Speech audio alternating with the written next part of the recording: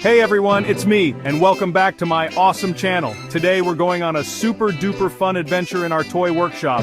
We're going to learn how to make the coolest, easiest paper toys ever. Get ready for some amazing fun because we're about to make our own toys. Are you ready? Okay, so for our first paper toy we're going to make a super cool spinner. First we need a piece of paper, any color you want. Now fold it in half, just like this. Now we're going to cut out some triangles from the edges. Don't worry, I'll show you how.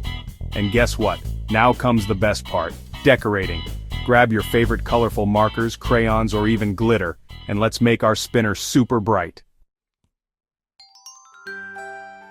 For our next awesome paper toy, we're making a jumping frog. It's going to be so much fun.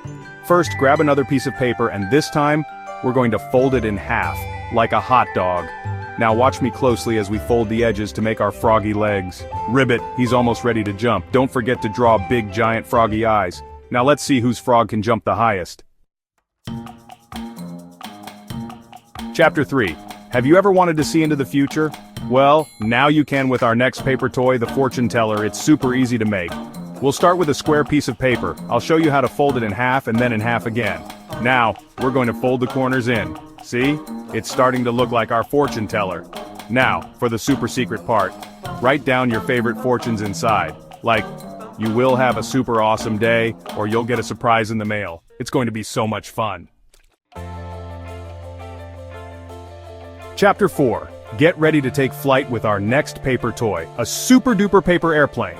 This time, we're going to fold our piece of paper in half, just like a hamburger. Now, we're going to fold the top corners down to make the wings. Now watch as I show you how to make the wings nice and strong so our plane can fly far, far away. We can even have a contest to see whose plane goes the furthest. Chapter 5. Our last paper toy is a woofing good time, a paper puppet. You can make any animal you want, but I'm going to make a cute little puppy dog.